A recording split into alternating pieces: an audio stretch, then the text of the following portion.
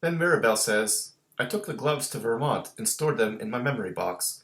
My mother asked me what they were, but I kept it to myself. And here in my bedroom, in my private drawer, I keep a photo of you. And thus concludes Shop Girl by Steve Martin.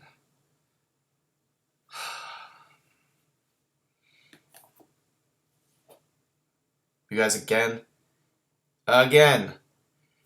It's been 16 weeks now. How many times do I have to ask you to quit interrupting my time? My Craig time. I need this. Alright. Game face. Welcome everyone to the Tonto's Demise Week 16 recap. Sorry, it's going to take a while to get used to saying Week 16 not being the Tonto Bowl. It's still not processing right. Doesn't seem right. Not Anyway, we had 2 matchups this week that counted. And, excuse me, the only actually interesting matchups this week were probably ones that didn't count. So yeah, actually the 5th place game versus the Topes versus Possum was actually probably more interesting and competitive than our actual 2 playoff matchups this week. Yinzer Jags versus Disco, and we had Shawshank Athletics versus Biscuits and Porn. All right, what should we talk about first? I guess we will go with the number 1 seed. Talk about him first. Yinzer Jags coming off the bye, trying to take down Disco, and in a surprising kind of result here, I think, for a lot of us, even though, let's see, Disco seemed to have much better matchups than Yinzer Jags this week. Things just go upside down. Everything falls apart for Disco this week as Yinzer Jags goes over 200 with 206.4 to Disco's 128.6. Yinzer Jags, I don't really, man. Josh Allen, if you live and die by Josh Allen, basically, if he doesn't go for 60, 70, 80 points, you don't fare very well. Fortunately for you, he popped off, really a surprise. This one was at New England. Allen goes off for 67 points, 30 completions. So almost half his points came from completions there. McLaurin goes for 7. DJ Moore, 10.5. Lazard, a last-minute plug-and-play, I think, gets a touchdown, gets you 13.8. You lucked into no Dalvin Cook, so Madison was available for you this week. Since no Eckler, you actually would have been better off. You had Sony Michel and Penny anyway. They actually would have been better plays than Madison and Jeff Wilson. Madison gets 16. Wilson goes for 14.5. Touchdowns for both of those guys. Kittle only goes for 4, but Justin Jackson picked up and played him since no Eckler, and he goes off for 34.5 points this week. 2 touchdowns, 8 catches, almost 100 receiving yards, filling in for Eckler. So who knows what Eckler could have done in this matchup. Zerline, only PATs, but 8 of them. And then Tampa Bay's defense clobbers Carolina. Yahoo says 19. Looks like you got bumped at least, I'm going to say 12, up to about 31. So that means 98 points from your Buns, 34 from Jackson, and the rest is pretty much history. For Disco, Mahomes, 48 points from him, not too bad. But unfortunately, Tyreek comes back from being on the COVID list. I don't know if he had COVID or if he was just a contact. He must have had it, tested positive. Um, Perhaps feeling some effects there. He only had 2 catches for 19 yards, and they were very early in the game. So I don't know if he just wasn't feeling well or what was going on. Kansas City decided they didn't need him in this game because it was never very competitive against Pittsburgh. Metcalf goes for 12. Beckham Jr., 13.5. Jonathan Taylor, same thing, 13.5. Ronald Jones, no Fournette, no problem. He goes for 16 in that blowout over Carolina. Zach Ertz, 13.5. Kamara, only 8. Your kicker, Prater, actually like 0.8, maybe something like that. He missed like 3 kicks in this game. And your Chargers defense, Yahoo says 1, but I believe the actual score in what I'm pretty sure you thought was going to be a tasty matchup. Chargers defense at Houston, and they get absolutely clobbered. Sorry, Disco. I believe the actual score was -2 because they got 1 on Yahoo, but they lost the game, dropping you back to -2. And I'm pretty sure they gave up too much of everything in terms of yardage and first downs and everything.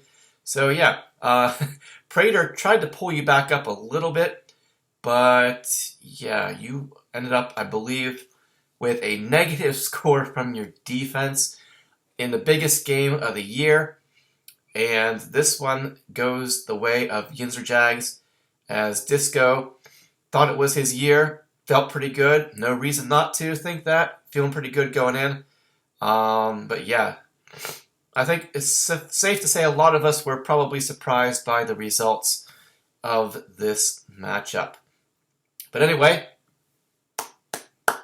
we clap out Disco, who will play for 3rd place next week, while Yinzer Jags will make it to the Tonto Bowl. Who's he going to be playing? It is the Shawshank Athletics, who defeats Biscuits and Porn 181.8 to 148.5. For Shawshank, excuse me, Herbert, 48.5. Cooper Kupp, 21.5. Jefferson, 19.5. Pittman, 16.5. Edwards-Helaire, 10. Abdullah, 4. Mark Andrews, 26.5. Chase in the flex, 19.5. Carlson, about 6.5.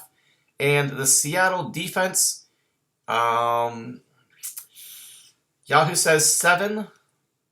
I believe we bumped you up to 10 on there. 10 for your defense. But yeah, some pretty good scores there. 181. Enough to get past Biscuits and Porn this week and make it to the Tonto Bowl. Biscuits looking to make his first Tonto Bowl in about 10 years. It's been pretty close. Something like that. But not able to do it this week. Tom Brady, Antonio Brown. Unfortunately, this game was not competitive. Usually that doesn't stop Tom Brady from just going in and going off. He had 18 completions. 10 of those were to your guy, Antonio Brown, but he ended up with 34.7, while AB had 20.1. CeeDee Lamb, 10.5 in a blowout versus the Washington football team there. Didn't help. You also had Zeke there. He did score 2 touchdowns, but his yardage was extremely low, unfortunately for you. And Lamb didn't have to do too much. That game was like 42-7 at halftime, something like that. So yeah, it was ugly, and the Cowboys really didn't have to do much of anything in the second half. Your last hope, Biscuits and Porn, was Devontae Parker on Monday night, who ended up getting you a big 0. You needed, 33 and a half, approximately,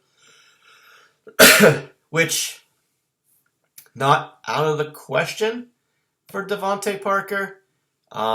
It would have been like twice doubling his highest score of the whole season. But yeah, he actually went for absolutely nothing. 0. Sorry for that.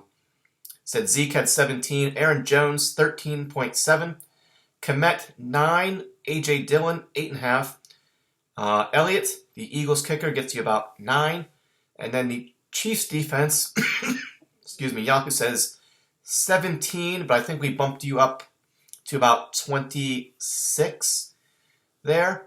But yeah, said Shawshank didn't have the greatest day, but your big guns let you down. The matchups didn't fall your way. Biscuits said the Cowboys didn't really have to do much in that game. Never good for fantasy-wise. Said when Tampa Bay pretty much had no resistance in their matchup, and the Cowboys either. Very easy wins for both of those teams, resulting in not a whole lot of fantasy production. I guess you could say the same for Devontae Parker, too, as the Saints had like the quarterback they just picked up off the street playing this week. Could muster a field goal, and that was pretty much it. Miami didn't have to do a whole lot.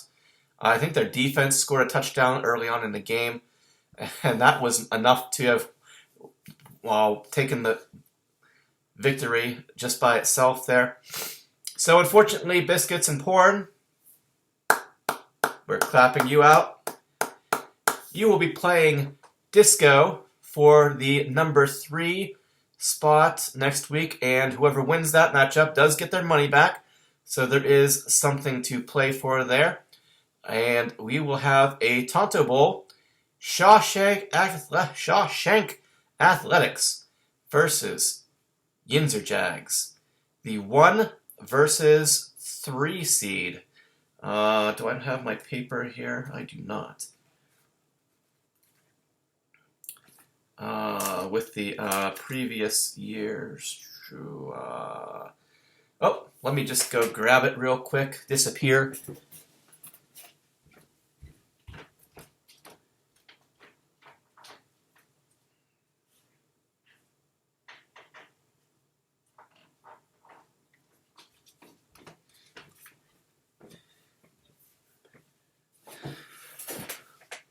All right.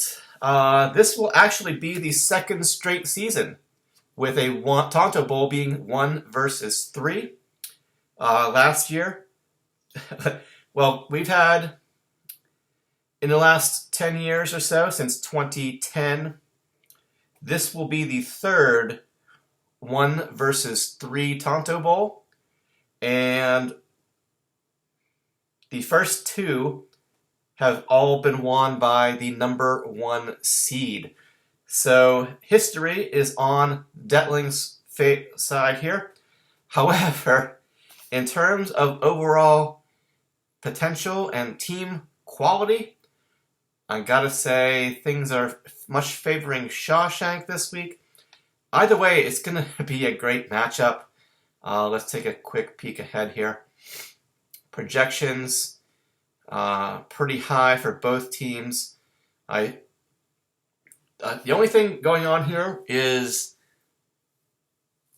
Shawshank got some tough matchups.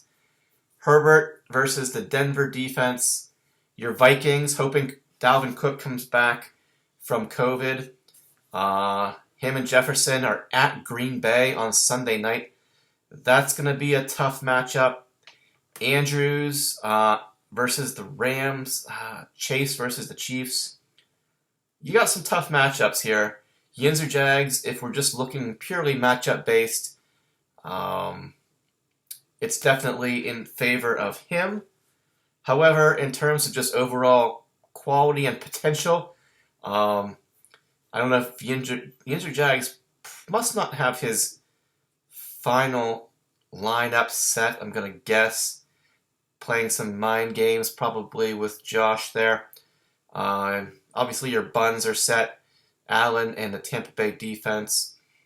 You've got McLaurin on the bench who get traded for. You still got Lazard in. DJ Moore. You got Jacoby Myers back in for some reason. You got Jacoby Myers in your starting lineup and Terry McLaurin on the bench.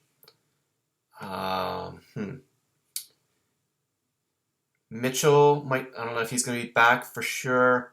Got him in the flex, but you've got Jeff Wilson there too, just in case. If you had real cojones, Yinzer Jags, you would put the Denver defense in there against Shawshank's quarterback, Herbert. But then you're also rooting for Herbert to do okay and throw everything to Eckler. You're hoping for Denver's defense basically to smother the Chargers wide receivers and throw everything to Eckler here this week. So that should be an interesting one to watch.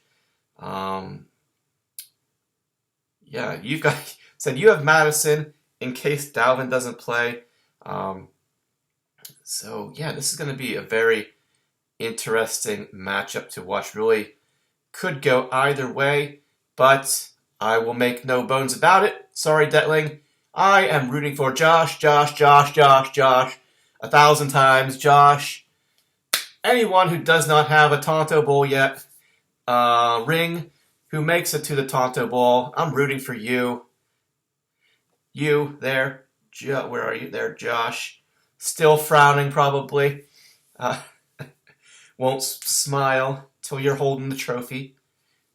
Right there and right there. There we go. I don't know how to control my body. Anyway, over here, right there, and over here, right there. Sorry, Detling, don't want you getting ring number 4, I think it would be. Said if it had been Disco, be rooting for Disco. If it had been, really, I don't know who else there, but rooting for Josh to been fighting. He's made a couple Tonto Bowls in the past. I think I beat him in one. Yes. In 2017, took down Josh in Tonto Bowl. Okay. Josh has been to the Tonto Bowl 2017, 2019, and 2021. So Josh has been to every other Tonto Bowl in the last 5 seasons. Interesting. But he is 0-2, looking to make it 1-2. Gonna be a real interesting matchup, a real slobber knocker. Can't wait to see what happens. Again, kind of expecting Shawshank to make it. He's got the best wide receiver and the highest scoring wide receiver, highest scoring tight end in the league. Solid up and down his entire lineup. I don't care if Edwards-Helaire is going to be out. Darrell Williams has been, fantasy-wise, extremely solid this year. When called upon, you've got him in there. If Dalvin doesn't... The only thing that's going on is if Dalvin doesn't play. And you've got... So that's the only thing I don't like really about Josh's matchup. So you've got those two. You're relying pretty heavily on those two Vikings who are playing, at Green Bay, which is going to be a tough one there. So we'll see what happens. I don't know. Cook doesn't usually have big games against the Packers. I'm pretty sure. Last time they played, he had 86 yards and a touchdown a couple weeks ago. So we'll see what happens. But I think historically, Dalvin Cook doesn't really go off against them. Of course, anything could happen. These guys know that it's the championship week of fantasy football, so... Alright, again, there wasn't too much to talk about this week. So these matchups were never really in question here pretty early on. Never got close. Said Yinzer Jags won by nearly 80 points. Biscuits losing by 35-ish. So, is there anything we need to cover? I don't think anybody really got hurt. COVID's still going on, so hopefully none of you guys in the Tonto Bowl said you're looking for. Josh is looking for Dalvin to come back. But other than that, should be an excellent Tonto Bowl.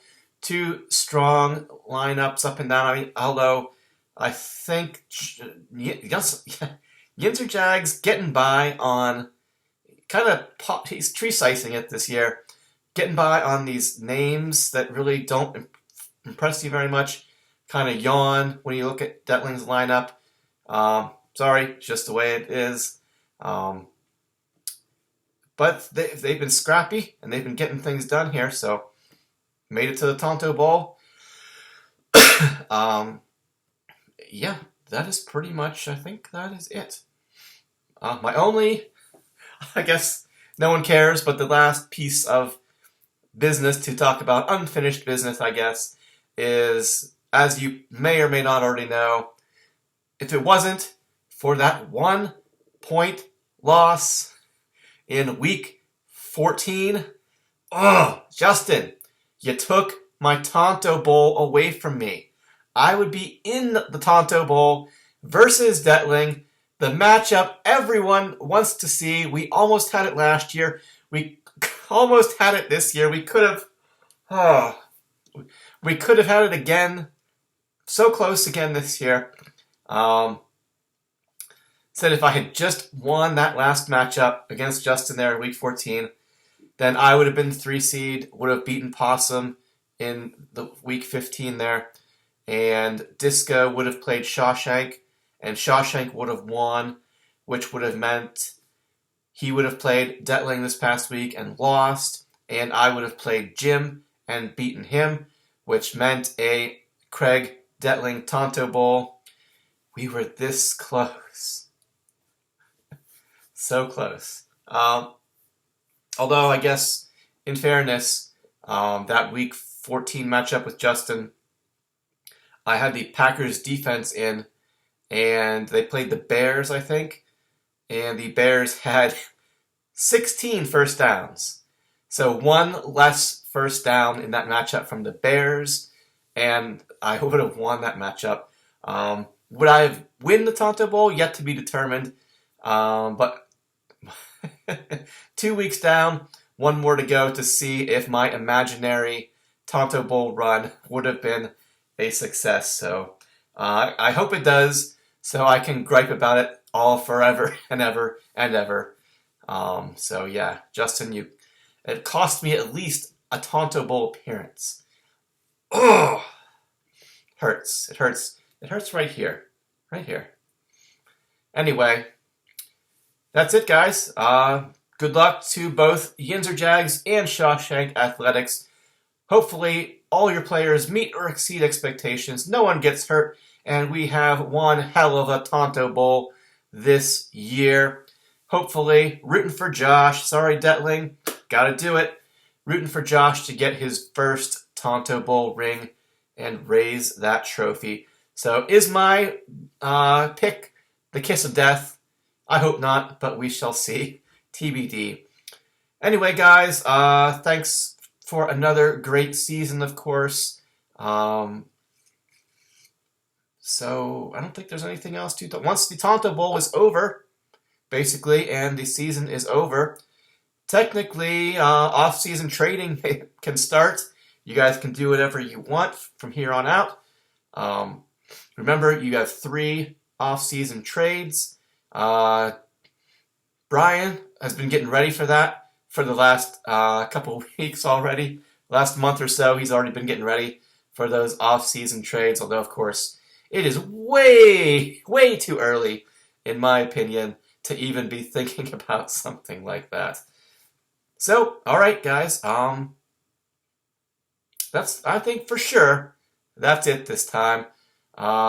Thanks for listening, watching, or whatever it is you do, even though only really maybe two people still care about what is happening in the league as of right now.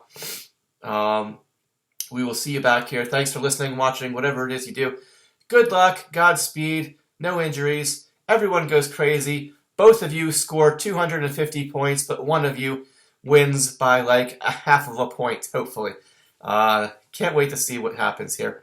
So yeah, I think that is it, and we will see you back here next week to discuss the results of Tonto Bowl 19. All right, guys, thanks for listening, watching, and we'll see you back. Also, finally, rest in peace, John Madden, the best. All right, yeah. Bye-bye.